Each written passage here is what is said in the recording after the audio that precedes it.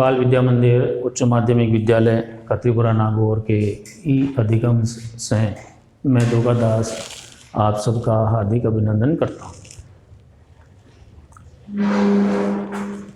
विषय व्यवसाय अध्ययन क्लास 12th 12वीं और आज हम पढ़ते हैं अभिप्रेरणा मोटिवेशन।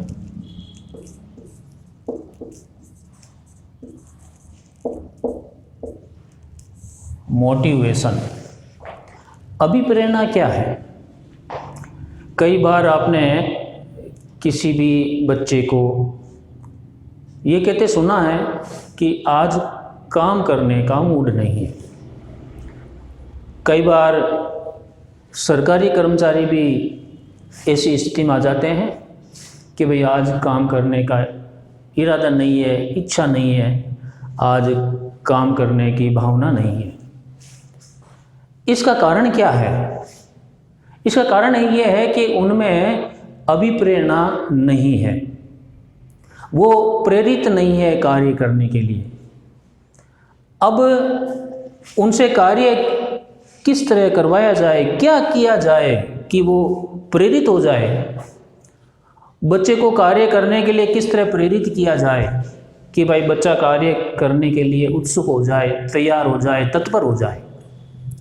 तो उससे पहले हम अभिप्रेरणा के बारे में इसका अर्थ जान लेते हैं कि अभिप्रेरणा का क्या आशय है।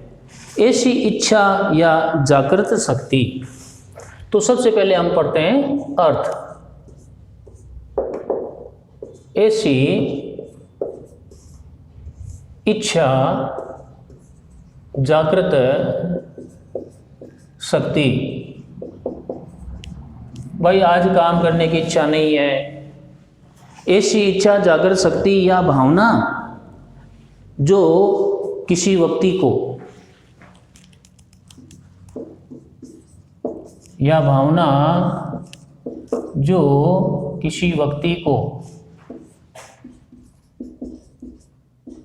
किसी व्यक्ति को पूर्व निर्धारित लक्ष्यों की प्राप्ति,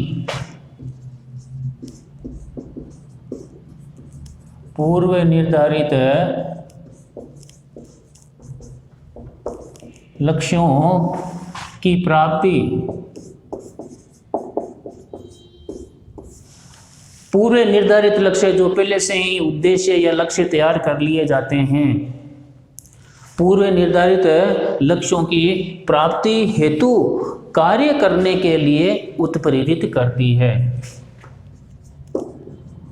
प्राप्ति हेतु कार्य करने के लिए उत्प्रेरित करती है।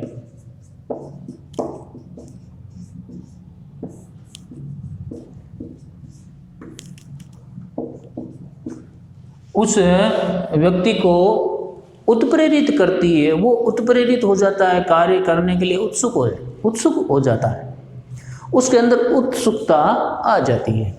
उसे अभिप्रेरणा कहते हैं।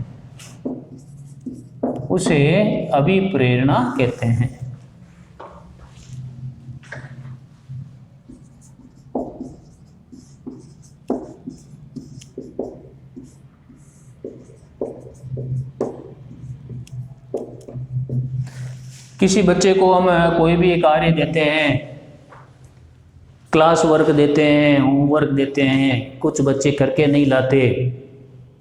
ये जो कार्य दिया जाता है वो पूर्व निर्धारित लक्ष्य है, पूर्व निर्धारित हमने कार्य दिया है। यदि वो कार्य करने में सक्षम नहीं करता है तो इसका मतलब क्या है? उसमें इच्छा शक्ति नहीं है, जागृत भावना नहीं है, वो उत्प्रेरित नहीं है। अब मान लीजिए वो कहता है कि सोचता है कि भाई मैं पढ़ूंगा तो मेरे को अच्छे नंबर आएंगे, तो वो प्रेरित है, उसके अंदर उत्प्रेरणा है, वो अभिप्रेरित हो जाता है। तो ऐसी इच्छा शक्ति या जागृत शक्ति या भावना जो किसी व्यक्ति को पूर्व निर्धारित लक्ष्यों की प्राप्ति हेतु कार्य करने के लिए उत्प्रेरित करती है, उसे अभिप्रेरणा कहते हैं। अब अभिप्रेरणा में क्या क्या विशेषताएं होती है या अभिप्रेरणा की प्रकृति क्या क्या है उसकी विशेषताएं पढ़ लेते हैं। विशेषताएं, अभिप्रेरणा की विशेषताएं। सबसे पहला विशेषताएं आती है, ये एक सतत प्रक्रिया है। अभिप्रेरणा एक सतत प्रक्रिया है।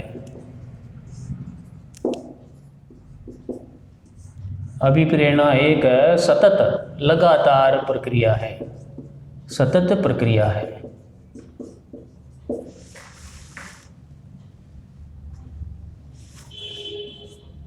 सतत प्रक्रिया है, लगातार होने वाली प्रक्रिया है, कभी रुकती नहीं। आज हमने किसी बालक को या कर्मचारी को प्रेरित किया कार्य करने के लिए,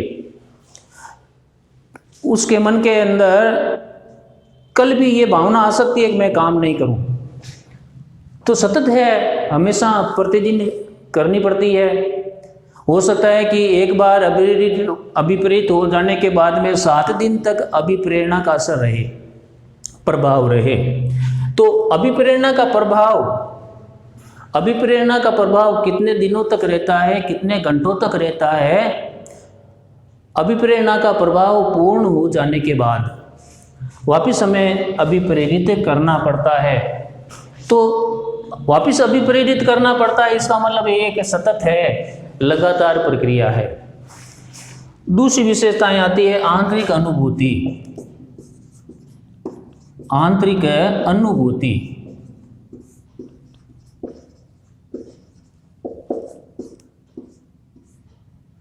आंतरिक अनुभूति, आंतरिक महसूस करना,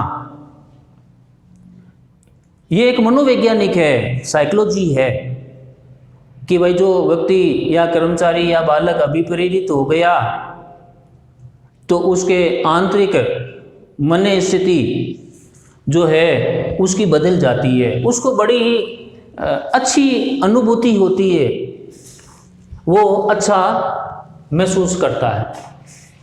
प्रेरित व्यक्ति, जो व्यक्ति अभिप्रेरित हो गया, उसकी आंतरिक अनुभूति बड़ी ही उसको अच्छी लगती है, उसको खुद को अच्छी लगती है, बालक को अच्छी लगती है आंतरिक अनुभूति कि भाई मैं अभिप्रेरित हो गया, मेरे को बहुत अच्छा लगा, मैंने अपना काम कर लिया, कार्यालय का काम कर लिया, मैं एक अच्छा अनुभव कर रहा हूँ, ये एक आंतरिक अनुभूति है। प्रेरित व्यक्तियों में आंतरिक अनुभूति पाई जाती है, वो अंदर से अच्छा महसूस करते हैं। मनोवैज्ञानिक अवधारणा,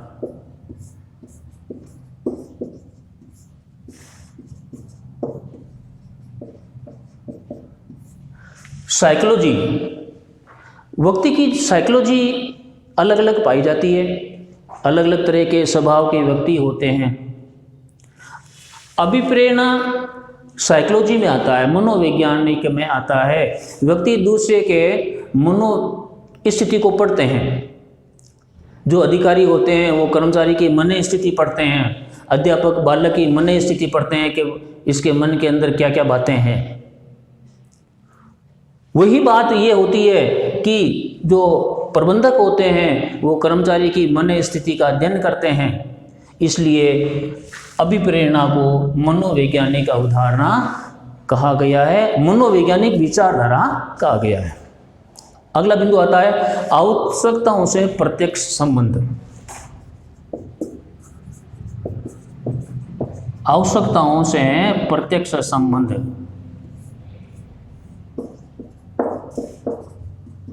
प्रत्यक्ष संबंध होता है।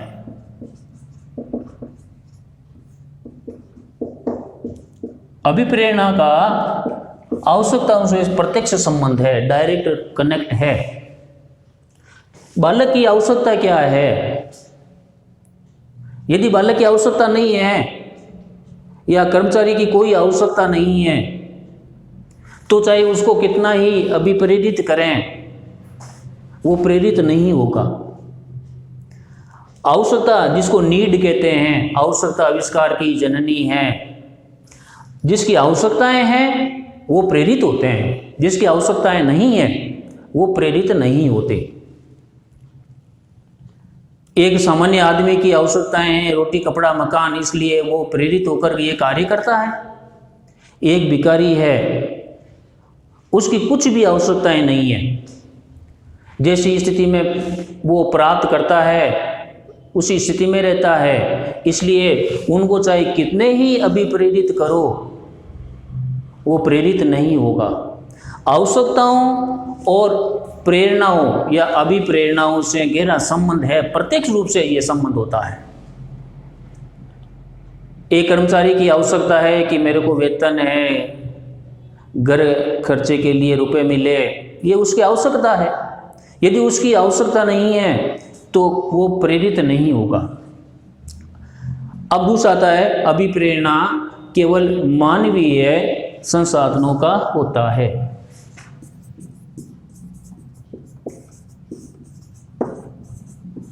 अभिप्रेरणा केवल मानवीय संसाधन की होती है। मानवीय संसाधन की होती है।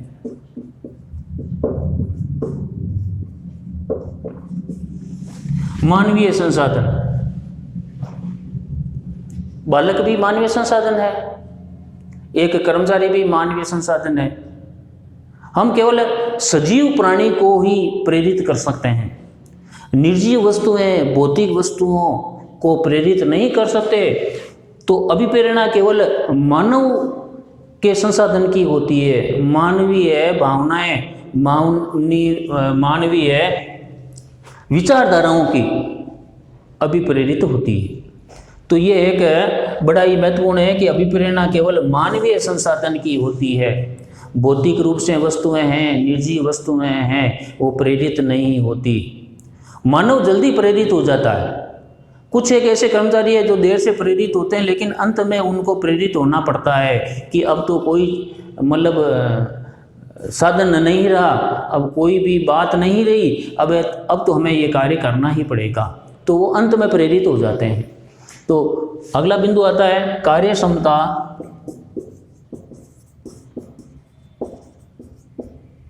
और कार्य कुशलता में वृद्धि।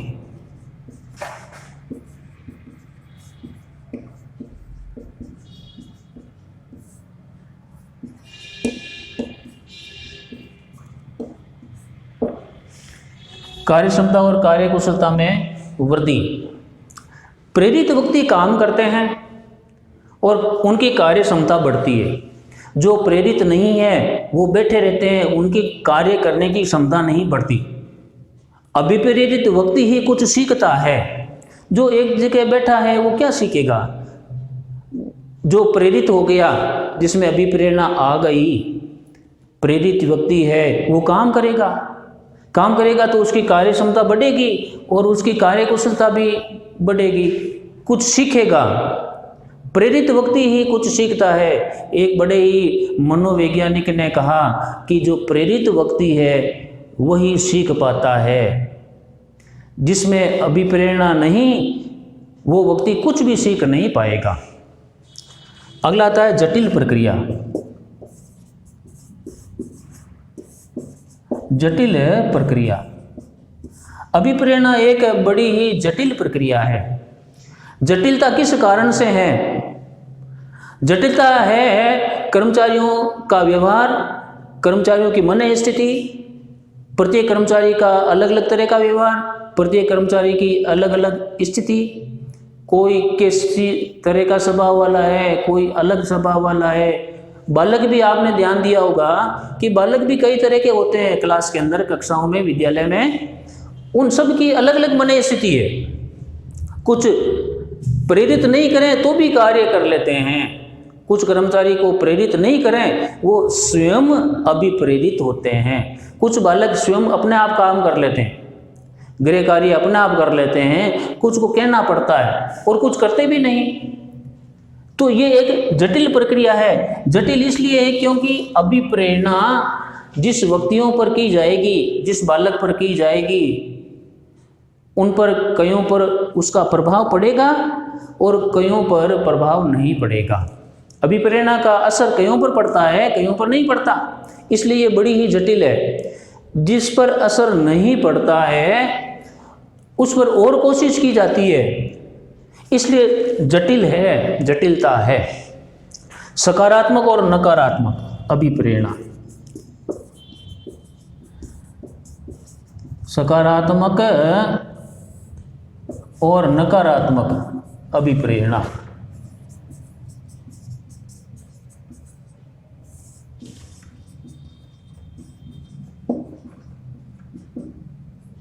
अभिप्रेरणा नकारात्मक और सकारात्मक दोनों होती है।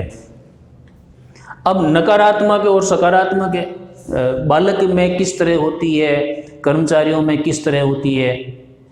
एक बालक को हम कहते हैं कि भाई आप काम कीजिए, मैं आपको इनाम के रूप में पेंसिल, रबर या चॉकलेट देंगे, तो ये एक सकारात्मक अभिप्रेरणा है। और यदि हम बालक को, जो बालक अभिप्रेरित नहीं है, काम नहीं करता है, उसको दंड देना, बड़ी छोटी सी सजा देना, दंड देना, उनको थोड़ी देर के लिए खड़ा कर देना, ये एक नकारात्मक अभिप्रेरणा है। तो अभिप्रेरणा दोनों तरह से होती है, सकारात्मक भी होती है, नकारात्मक भी होती है। कर्मचारी के रूप में कर्मचारी का वेतन बढ़ाना, कर्मचारी को बोनस देना, ये एक सकारात्मक अभिप्रेरणा है। आज कर्मचारी ने काम कम किया है, उसके वेतन में कटौती करना नकारात्मक अभिप्रेरणा है। अभिप्रेरणा नकारात्मक और सकारात्मक दोनों होती है, पॉजिटिव भी होती है और नेगेटिव भी होती है। अब व्यक्ति अभिप्रेरित कितना हुआ? संपूर्ण व्यक्ति अभिप्रेरित होता है। एक बड़ी विशेषता है, संपूर्ण व्यक्ति अभिप्रेरित होता है, उसका कोई एक भाग नहीं। संपूर्ण व्यक्ति अभिप्रेरित होता है,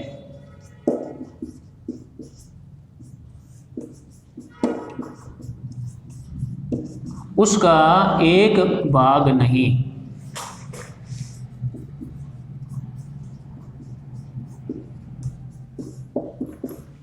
उसका कोई एक भाग प्रेरित नहीं होता। बालक हाथ से काम करता है तो हाथ अभिप्रेरित नहीं होता, संपूर्ण बालक अभिप्रेरित होगा। तो यही बात है, व्यक्ति, संपूर्ण व्यक्ति अभिप्रेरित होता, उसका एक भाग नहीं। यदि किसी एक भाग प्रेरित हो गया तो वो अभिप्रेरणा में नहीं आता। अभिप्रेरणा में तभी आएगा जब व्यक्ति संपूर्ण रूप से अभिप्रेरित होगा। नकारात्मक विचार पूरी तरह निकाल देगा, नकारात्मक विचार पूरी तरह निकाल देगा, तब हम मानेंगे कि व्यक्ति जो है वो संपूर्ण रूप से अभिप्रेरित हो गया है। तो बच्चों, आज हमने जितनी जानकारी लिखी है वो आपको लिखनी है। धन्यवाद।